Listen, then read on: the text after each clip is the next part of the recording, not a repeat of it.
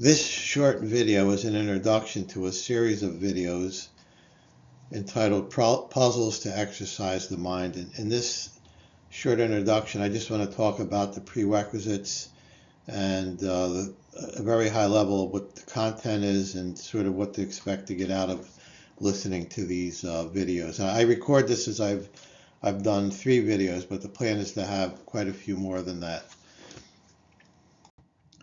In terms of prerequisites, the requirements are pretty light. That's intentional. It's basic arithmetic, some basic algebra, and basic geometry.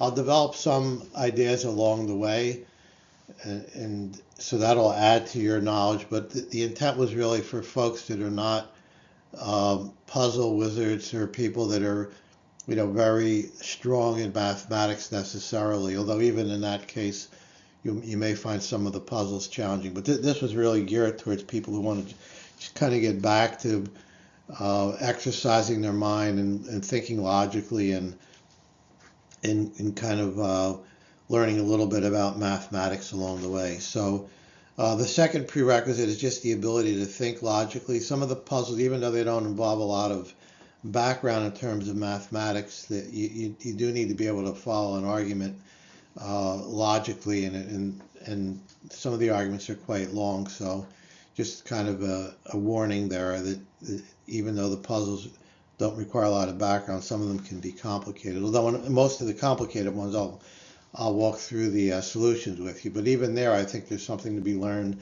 by just following some of the solutions.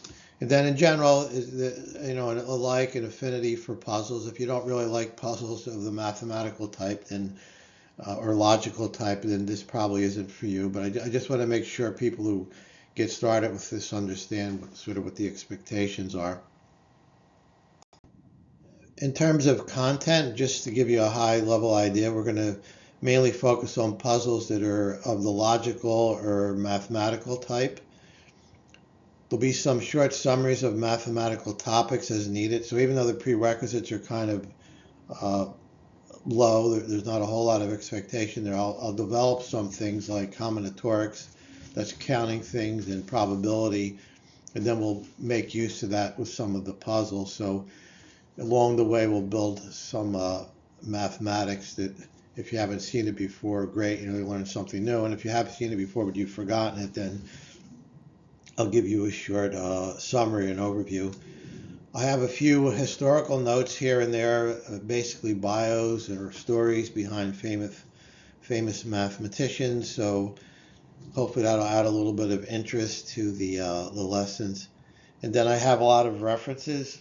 I found the puzzles, and a few of them are my own, but I found a lot of them in different places. So I have references there. And then for some of the mathematical topics that I develop, I also have references in those cases. So that's a very high level idea of what's in the content. And then each lesson will have a short description in the information related to the video, so you can look at that too and see if you're interested in that particular lesson.